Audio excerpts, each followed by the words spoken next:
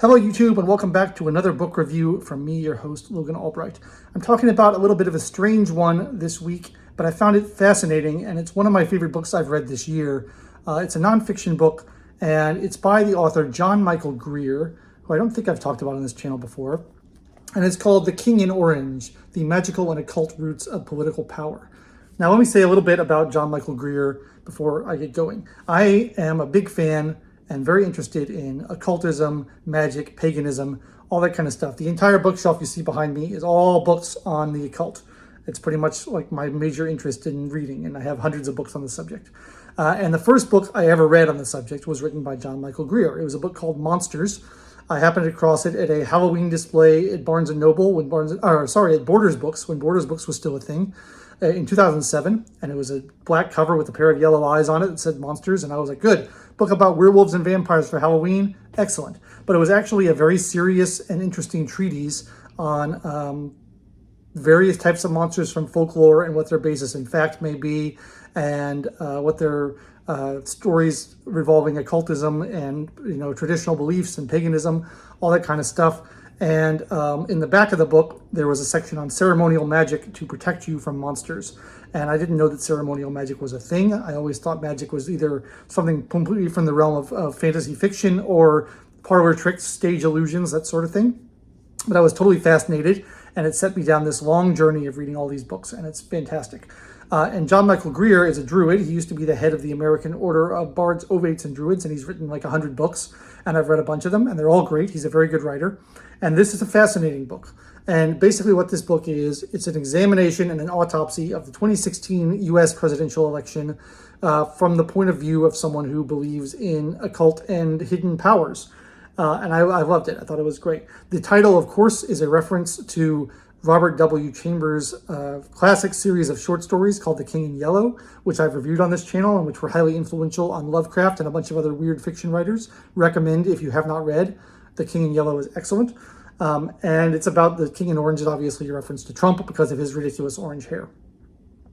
What Greer basically contends is that politics employs very similar methods to what ritual magicians employ. The raising of energy, the chanting of invocations, the gathering of groups to get group energy together, sacred and holy symbolism that is used, sigils, all kinds of things like that. It's things that are typically used in ritual occultism or used in politics all the time. And he goes through, and the first part of the book is basically trying to understand where all this energy came from, because the 2016 election was very weird, and it did feel like something sort of magical or occult or strange or miraculous had happened, because it was something that no one predicted and everyone was betting against. And it was something that just seemed to come out of left field, and no one saw it coming.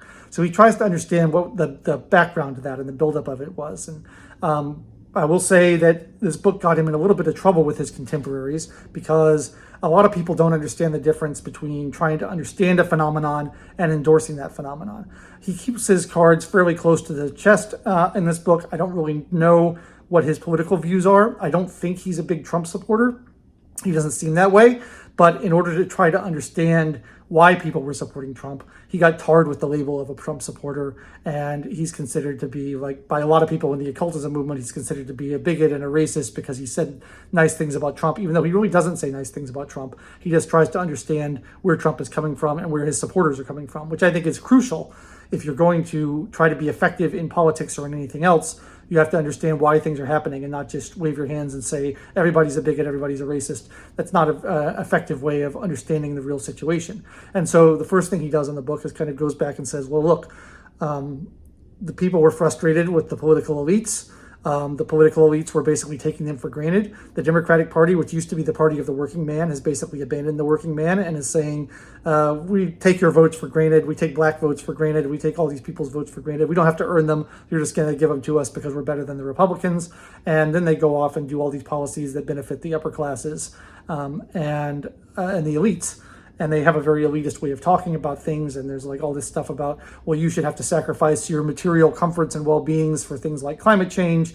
And while at the same time, the elites in the party never do that. They always continue to live at large. And so, and then the thing about immigration, the the elites want to let in all the immigrants, whereas the construction worker in El Paso, Texas is losing his job because of all the immigrants coming in. They're frustrated about that. And you can disagree with those policies. You can agree with those policies. It doesn't matter what you think. What matters is that the average working American had a problem with what was going on and were frustrated, and they perceived Trump as a potential solution to that problem because of the way he talked and the way he presented himself and the way he mercilessly tore down his opponents in debates and stuff, which was, you have to admit, pretty funny, even if you don't like Trump. And I don't like Trump. I want to be clear on this. I'm not a Trump guy. I have never voted for Trump. I will never vote for Trump. I am a anarchist libertarian. I hate all presidents and all presidential candidates. It's not something I'm going to do. So don't make that same mistake with me and think I'm supporting the guy when I'm just trying to understand what happened. And that's what John Michael Greer is doing. And a lot of people have criticized him for that, which I think is silly, because otherwise you're just burying your head in the sand and saying, well, it's inexplicable, and that's not going to help anybody. So he does that, and then he kind of goes through and catalogs. He spent a lot of time on 4chan and 8chan. And these are, I'm sure you know what 4chan and 8chan are, but they're these kind of anonymous, encrypted, anything goes websites that have a lot of chaos on them. And a lot of the people on 4chan discovered Trump and thought he was cool. And they discovered sigil magic and ritual magic, and they thought that was cool. And they started trying to combine these things. And they started noticing a lot of weird coincidences, synchronicities, as the psychiatrist Carl Jung would say, of weird numbered posts that would come up related to Trump that would have the same number repeated over and over in them, because all the posts on 4chan have a number attached to them. And they started noticing weird things, and they started directing their group energy as a collective to try to help Trump out with very specific goals and very specific hexes and curses against his enemies, basically. So he catalogs all this. It's very interesting. I didn't know much of it before going into it.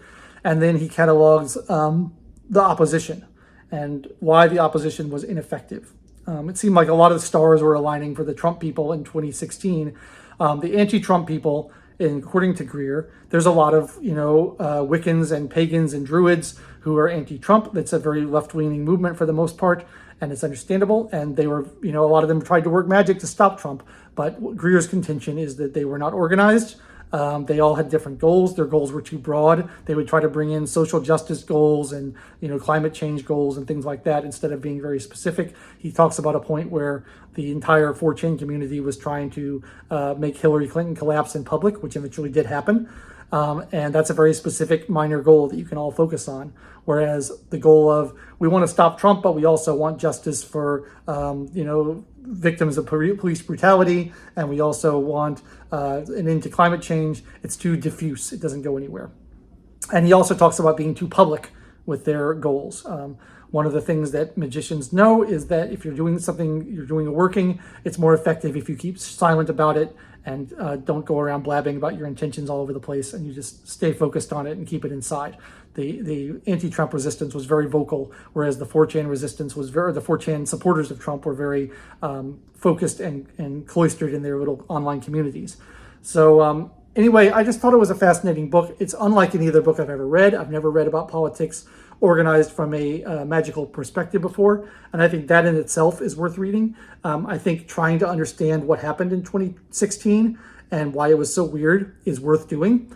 I think trying to understand what was different in 2020, because he talks about that and how the stars didn't align and the magic didn't work in 2020, is very interesting and very cool. And I think the whole analogy of magic and politics is very, very apt, because all the things that people do at political rallies are all the same things that witches do in their celebrations and their public rituals and their group efforts. There's a famous story about a bunch of British occultists in the Second World War who gathered on the cliffs of Dover and held a ceremony to try to keep back the Nazi invading forces. All of the most powerful occultists in Britain, including Aleister Crowley and Dion Fortune and all those people.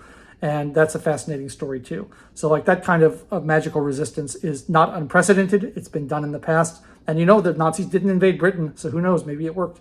But I just thought it was really unique and a fascinating book. And it's one of my favorite books I've read this year. So if you are at all interested in either politics or the occult, I can highly recommend John Michael Greer's The King in Orange, The Magical and Occult Roots of Political Power, because there's a lot of good lessons in there for the future and for your own magical practice if you have one, and for your own political activism if you have that as well.